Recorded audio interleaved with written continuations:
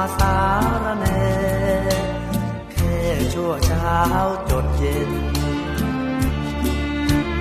หนุ่มบ้านนาต้องคอยรับเด่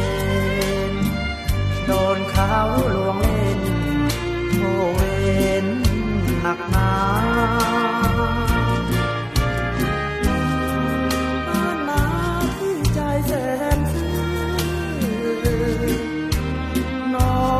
งนั้นหรือกลับไม่คบหาเตือนกันแล้วหาว่า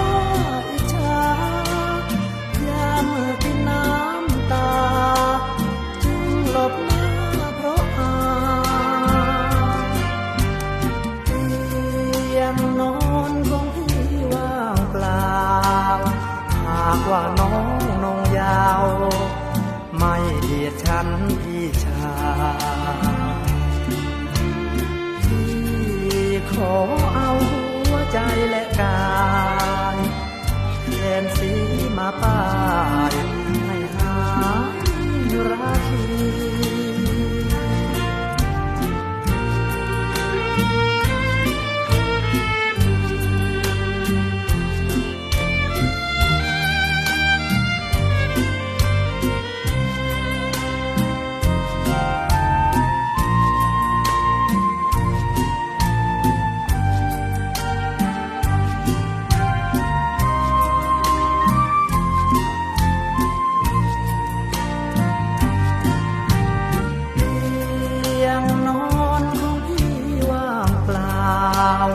หากว่าน้องนงยาว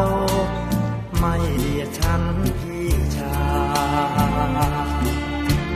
พี่ขอเอาหั